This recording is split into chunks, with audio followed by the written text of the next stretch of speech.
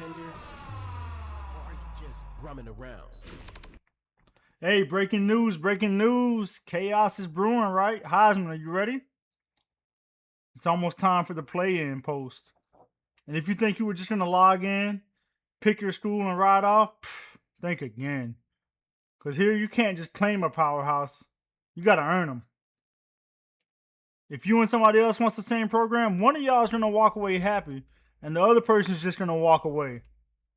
And from everything I'm hearing in the network, there are already a handful of schools that could become absolute war zones. I'm talking Notre Dame, Oregon, Texas, Ohio State, Miami. What I'm being told is those schools are going to be battleground schools, and we know why, right? The Irish, they were going to be here. The most recognizable program in college football, national exposure, elite recruiting potential. Everybody's going to want to bring Notre Dame back to the top. Oregon, probably the most attractive job in the game, aren't they? Endless uniform combinations, elite speed, robust recruiting footprint, Nike, Neil, one of the perennial national contenders. Don't be surprised when the playing post drops if a bunch of people write Oregon on their post. Then there's Texas. Massive stadium, massive fan base, massive expectations, good recruiting footprint in Texas. You're expected to be a national contender and win natties right away down in Texas. That's going to attract people. 5-star recruits. There's no hiding in Austin. Then there's Ohio State. Every year, Buckeyes are loaded, right?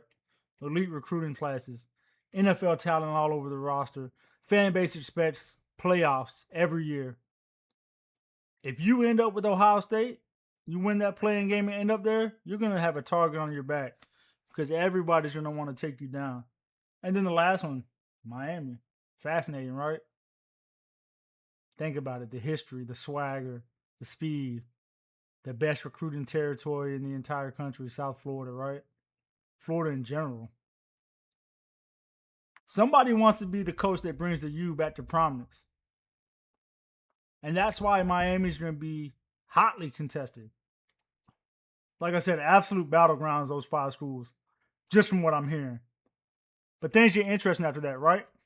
Because there are other programs that sit a tier below, maybe 2 tiers below, but they're so attractive that they'll be contested as well. I'm talking about Virginia Tech, SMU, Arkansas, Florida State, Florida, Oklahoma. And these aren't consolation prizes. Virginia Tech has one of, if not the toughest home field advantage in college football. SMU's the fastest rising program. They're recruiting down in Texas. That's going to make them dangerous. And at most, with the right person, 2 years. Arkansas is in the SEC country. They can recruit from the Southeast and the Southwest because Texas is right there. Florida and Florida State, like I said, arguably the most dangerous recruiting state in America in Florida. Plus, they're not shabby. They're nationally known. They just had down years, right? Right coach can change that. Then there's Oklahoma. They moved to the SEC. Before and after, they've still been a premier brand in college football.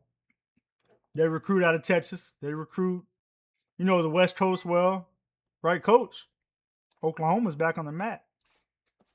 Man, it's about to get crazy. All these people, they say they can rebuild. They say they want to challenge. Everybody says they can coach everyone. It doesn't matter. Just give me whoever, whatever. But then that playing post drops and we see the real tune that everybody's singing. Everybody wants the blue bloods. Everybody wants to be able to go to a school that easily recruits 5-star recruits. Everybody wants the easy road then, right? Nobody wants to build. But that's why what we do here is legit at Heisman. You want Ohio State? Cool, prove it. You want Texas? Okay, earn it. Then you're going to take Notre Dame to the top? Yeah, then you got to beat the guy standing across from you with the same thoughts. And that's what competition's supposed to look like. There's no handouts. There's no coin flips.